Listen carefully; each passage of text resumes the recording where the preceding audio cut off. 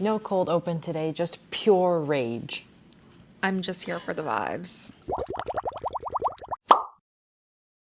Hi everyone, welcome back to another episode of Let's Circle Back. We're your host, I'm Hebe. I'm Valentina. And today we're talking about Valentina's most passionate topic. Maybe it's not the most passionate, correct me if I'm wrong. One of them, for sure. Yes, as well as influencer and the modern landscape of celebrity interviews, but if we're being really serious, of media. Now, when you first proposed this episode topic, I was honestly a little unsure because I thought to myself, what can I possibly know about journalism? But as we were fleshing out our little outline, there's actually a lot to talk about. But first, as a reminder, this podcast is not affiliated with any brands or companies. All opinions are our own, and any inclusion of content or materials in the episode is protected by fair use laws. I'm going to pass it off to Valentina because she has a lot of things to get off her chest, and you guys better listen. Okay, hey guys, some context here. I'm a part-time journalist, and I have been a part-time journalist for 4 years, almost to the day. I studied journalism in undergrad, did not go into journalism full-time because I didn't want to, but I still do journalism. Despite what people on my own college campus seem to think, journalism is not actually that easy. There's a lot of training that goes into it, even when you're a student, but also just the years of work that you put in to try to grind your way into an editor position or a more high-ranking reporter position to get all of the breaking news stories or the biggest celebrity interviews. Okay, there's a lot that goes on behind the scenes, a lot of corporate politics too. I think what people also don't give journalists credit for is the amount of research that they do when they're writing their pieces. Even something as easy as a celebrity fashion piece requires you to know what you're talking about in terms of the celebrity, their background, what have they done before, how do they relate to this brand or this event, the clothes or the trends that you're talking about. Hey, when did this start? Who started it? Why is it popular? Where is it popular? And then, lastly, and this one is a really big point for me, journalists are trained to invite discomfort. You're not a journalist because you want the easy peasy, like, what's your favorite color? Ah, ha, ha, ha, like type of questions. Yes, those are fun, and entertaining journalism is fun. But journalists learn how to ask questions and follow-ups in real time that kind of push people to be like, oh, let me explain myself, or let me explain why I have these views. And when it comes to influencers who are suddenly taking journalists' jobs, being an extrovert or knowing how to have a good conversation is not enough to be a good journalist. It's not the same. Being an extrovert really helps you in journalism because you have to cold call people and cold email and approach them on the street.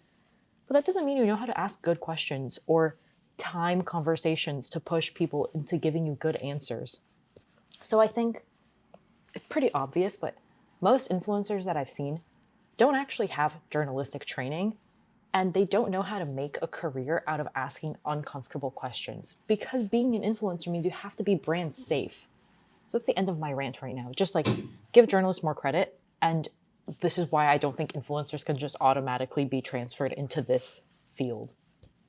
As you can see, she's very passionate. I'm going to say something that's going to give you PTSD. You know when influencers go like, so how's it going? Tell me about that. Tell me. There's her whole spiel, all for it. Also, want to give credit to journalists who report from the front line, from war zones. That's incredible because they're putting themselves out there for the truth. That's like so far from the influencer world that I don't think influencers could even imagine that type of work. I've never done any type of reporting like that, but investigative journalism is really interesting to me. Like he'd be saying, journalism is a really big spectrum. There's a lot of really serious topics and a lot of more lighthearted things. When we're talking about the influencerification of journalism and influencers taking journalism roles, we're really talking about red carpets, movie premieres, influencer podcasts taking the place of long-form journalism interviews. Two places where I haven't quite seen this are morning shows. So things like Good Morning America or like those really early local news stations where sometimes they have celebrity guests, and press junkets for movies.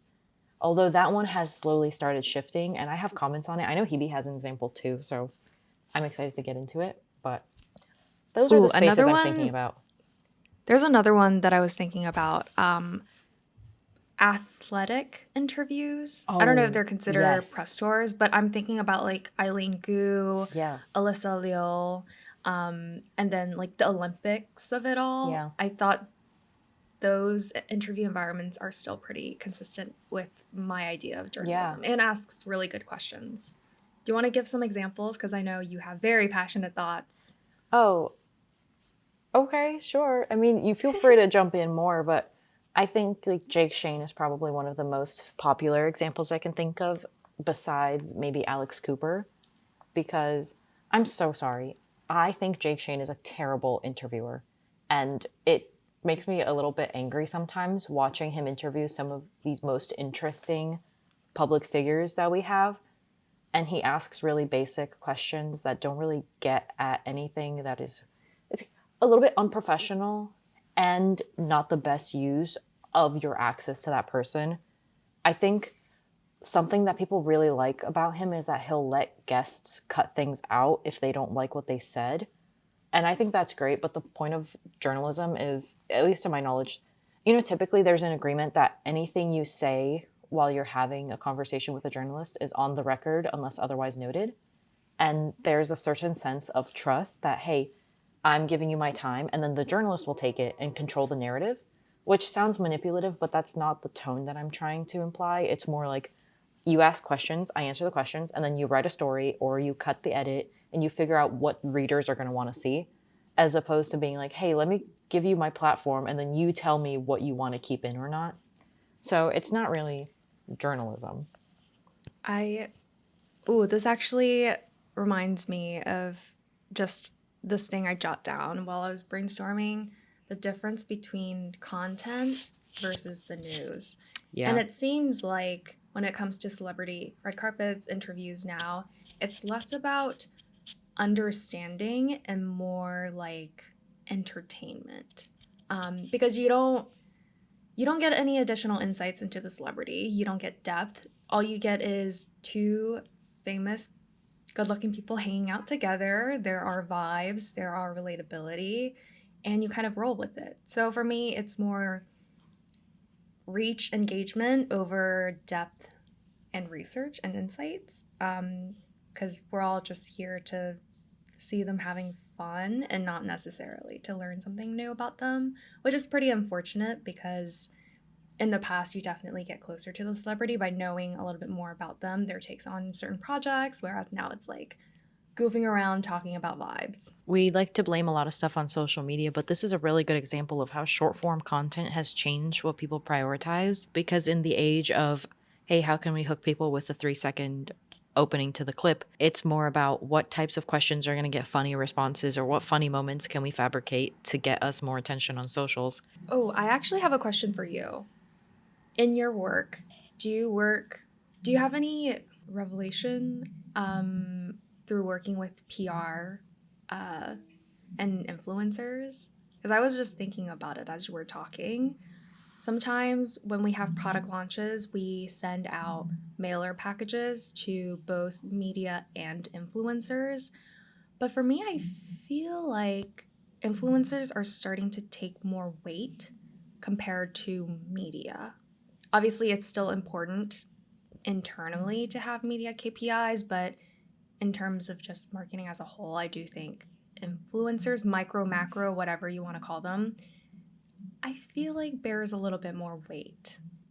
Yeah. I feel like media is where you get credibility, and then influencers is where you get reach now. Some PR teams will try to vet your article before it goes live and make sure that every word looks good and every asset that you upload on socials looks the same. We don't do that. That's not how the journalism world really works. We send questions for approval beforehand, and if there's any topics that they really don't want to talk about, we'll just not ask those questions. But after that, you're supposed to just let go and trust the process. But yeah, some teams are a lot more like, they want to be more involved than we want them to be. Mm, makes sense. And I like the other example you jotted down, and one I've definitely seen lately, which is the Haas sisters and how they really messed up their chance to interview Jesse. So, for those who don't know, the Haas sisters They're a trio of sisters who are very viral for their Ha Ha podcast. But they had the opportunity to interview Jessie, who is a very notable solo artist in South Korea with huge international reach. And somehow she ended up on their podcast, which should be a really fun moment. Jessie's very unfiltered, very blunt, but I think she has really good things to say. Except it seems that the host didn't do a lot of their research, so the whole interview was a little awkward to the point where I believe Jessie sort of called them out for not doing their homework on things like her past projects, maybe even her what's her debut, etc.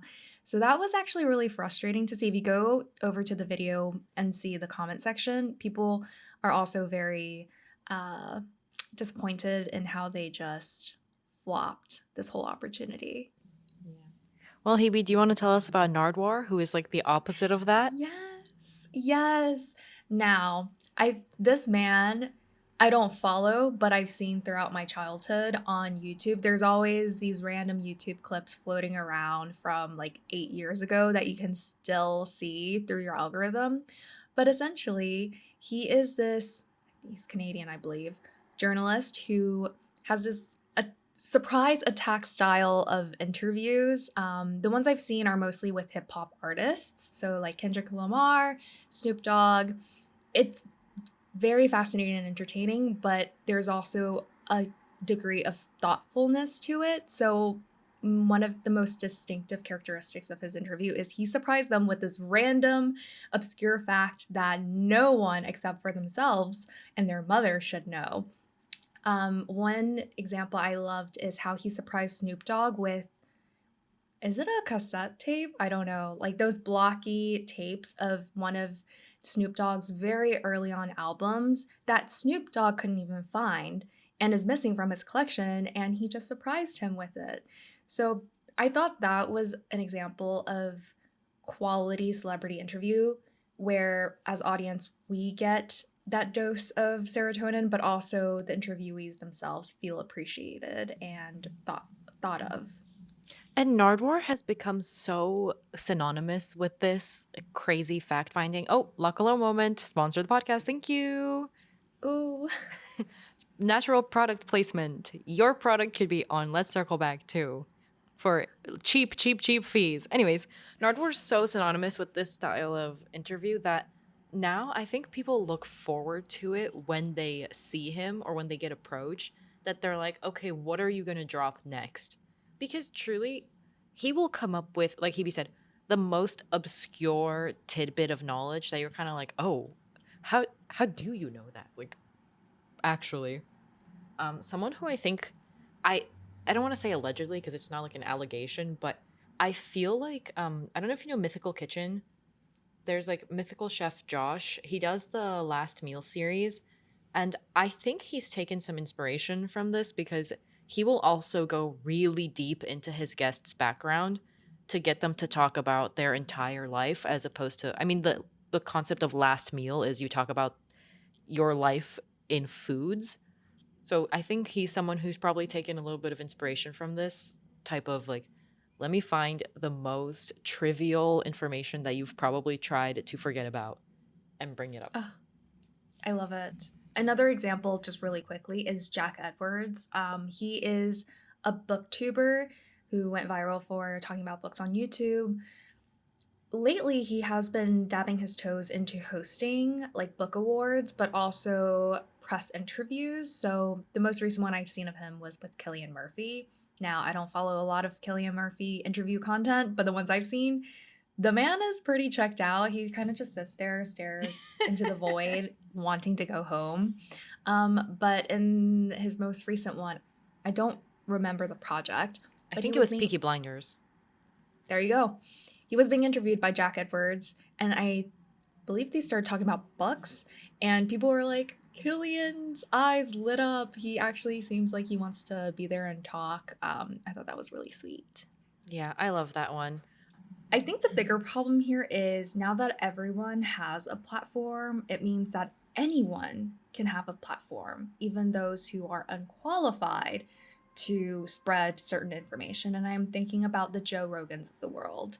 I believe this man was fact-checked by everyone and their mother in every single organization known to mankind, but his most notable works is spreading false information in politics, in the health space, about the pandemic, to the point where I think, I don't know, several organizations has come out with statements against him. Another example I thought of, actually, to make it a little bit more relatable, I believe in one of the most recent episodes of The Pit, that medical series on HBO that everyone talks about, there was a woman who came in with a case of like liver failure from eating too much turmeric.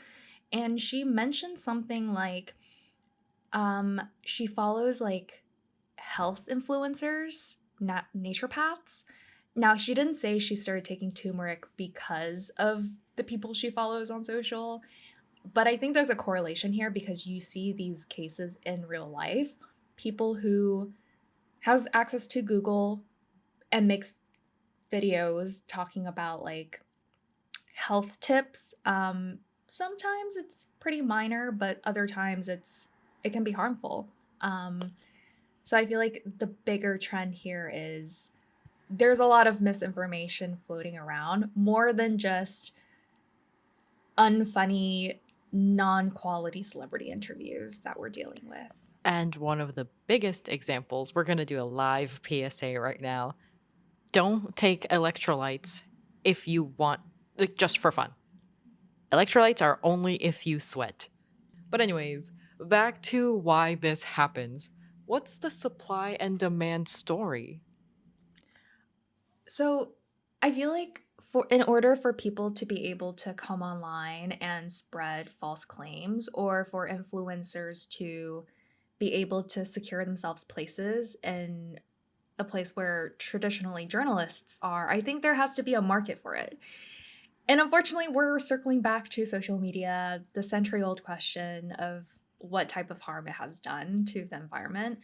I just think because people are on social media more often now, as opposed to like NewYorkTimes.com, you just get more content catered towards that platform.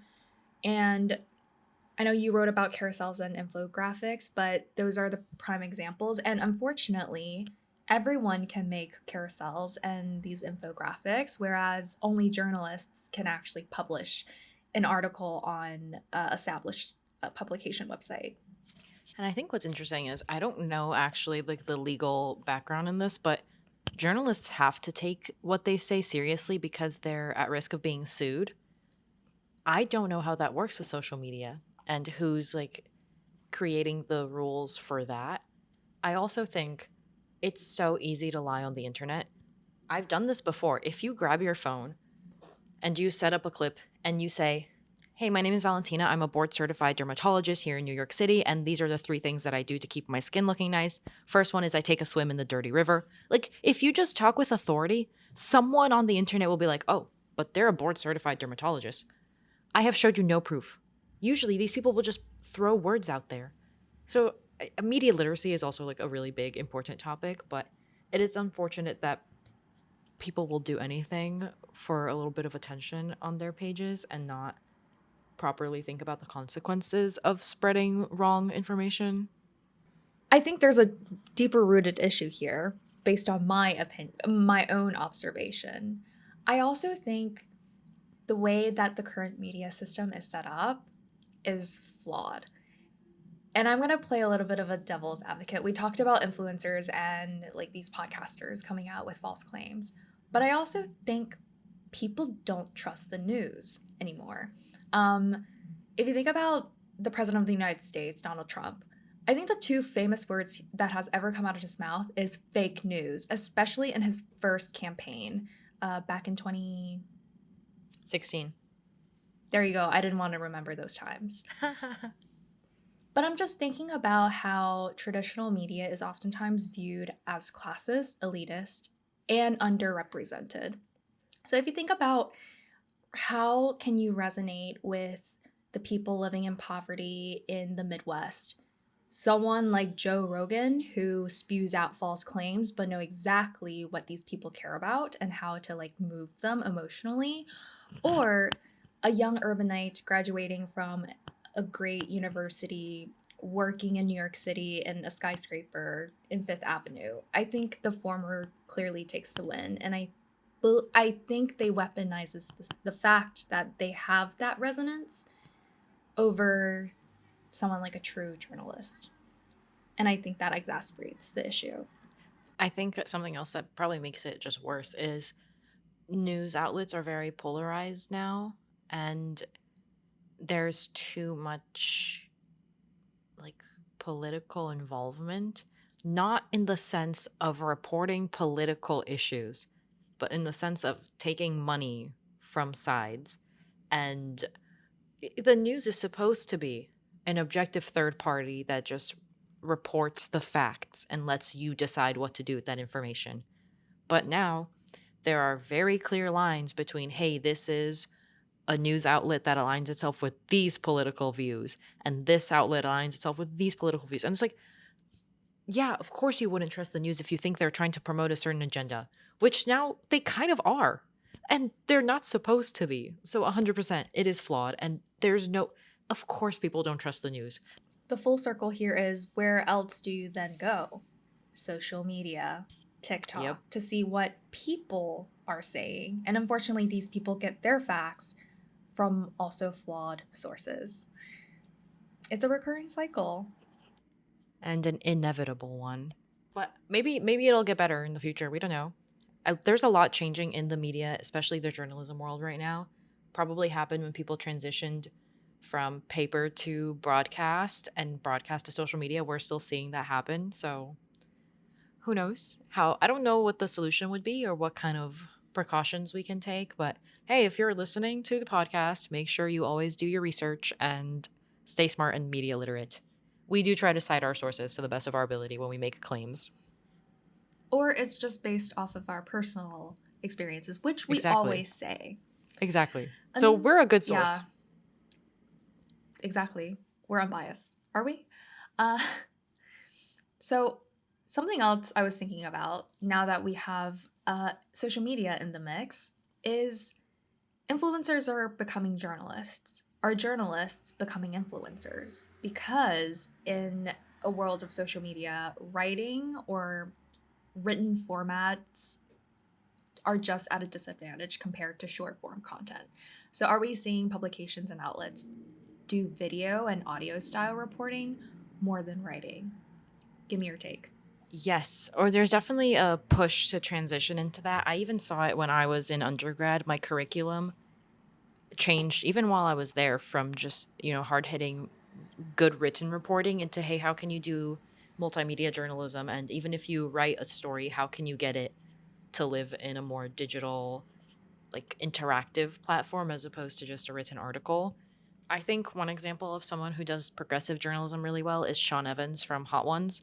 He is like a trained journalist. He used to work at Complex.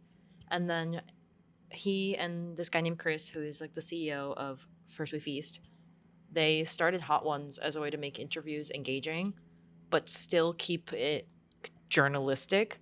So if you ever watch him interview, and maybe people don't know this, he has a long list of questions and he'll kind of break it down into like 1, 2, 3, 4. Like let's just say it's 7 questions. I don't know the exact number, but he'll plan follow-ups or just have multiple question options per topic so that depending on what the guest says, he can kind of change on the fly and follow up. Sometimes he'll improvise them, but it's the idea that you don't stick to a script. You know the topics you want to hit, and you're able to read the situation because you have so much experience with it. And I think that that's something that, hey, it doesn't create written articles.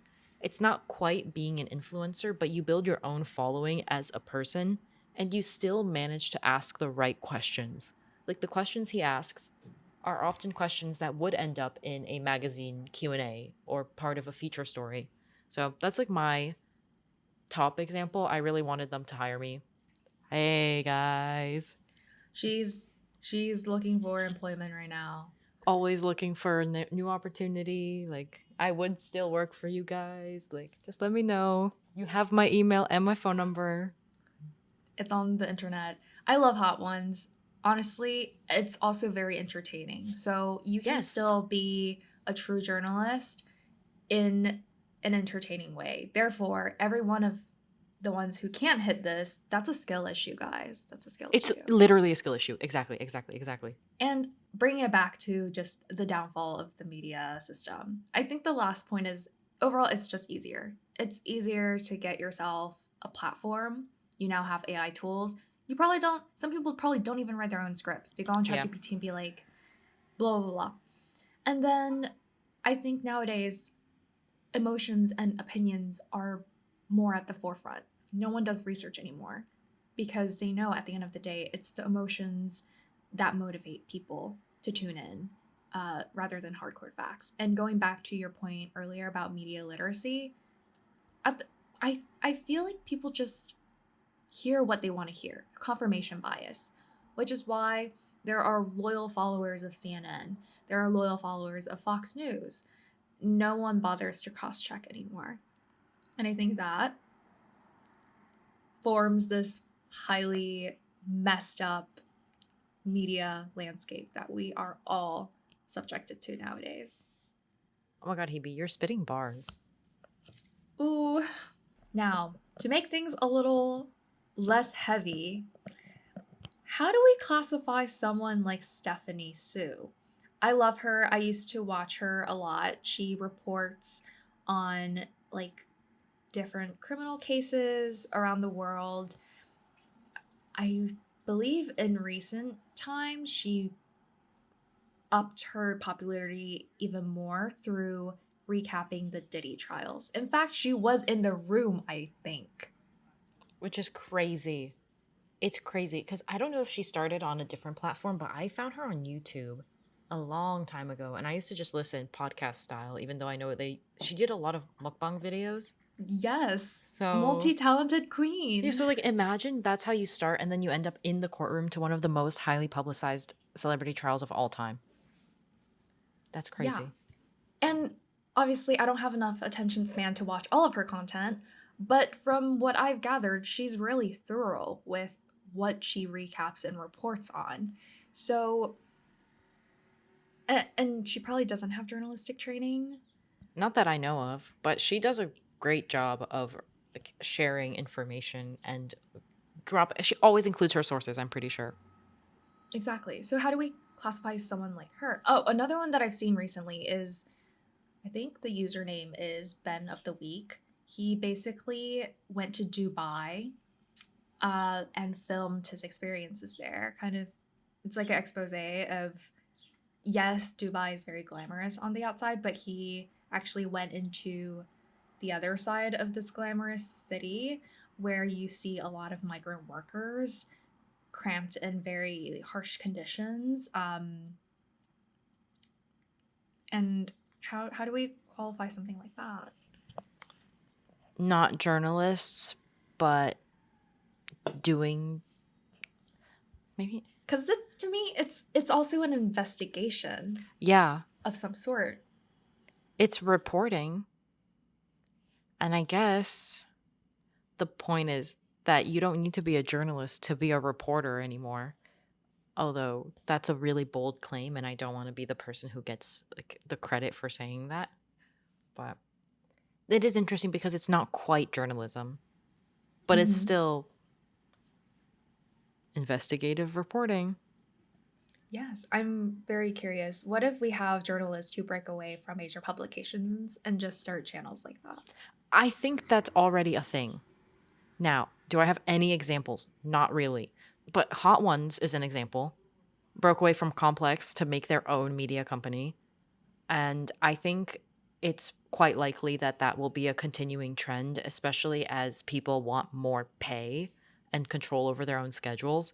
It's a lot easier to just invest in yourself and create your own platform if you're going to do that anyways, instead of reporting into a major, more traditional corporation that will probably not pay you as much as you could make with your own brand. Yes. LCB, LLC, on the horizon. We will be a media enterprise. Quickly heading on Substack, Yeah. because I feel like it's becoming a very major writing platform of multiple things, but I don't know if it's gonna be like a news writing platform. Honestly, I haven't been on there and I'm not subscribed to anyone's Substack, but just seeing how there are platforms out there for people to write in this day and age is actually very interesting. Yeah, And novel. I'm a big fan of Substack. I've always wanted to have a blog. In high school, I had a blog for like half a year where it was like music and fashion. My friend has a Substack for basketball, and she has had a lot of success with it in a short amount of time. So I think I'm a big fan of seeing people get back into that type of creative expression, or even if it's not creative, just that type of outlet, I think is really cool. Give people a little bit of autonomy. Can you go rampant? Or like, is anyone fact checking? Probably not. So I guess it has its pros and cons, just as with anything. Writing. I love writing. Thank you guys so much for listening to me rant about journalism, watching this episode on media, the news, influencers, influencer podcasts, a whole bunch of important topics that really matter to young people online, older people online, anyone online really that's consuming news and things that are sold as facts but may not actually be. As a reminder, do your research. Be smart online. Don't trust everything that you hear or see. And, if you feel like this video here on YouTube, feel free to subscribe to our channel or follow us on Instagram, TikTok, or LinkedIn to keep up with all of our content in between uploads. We will see you in 2 weeks for a new episode, but in the meantime, I'm Valentina. And I'm Hebe. And we'll see you in the next one.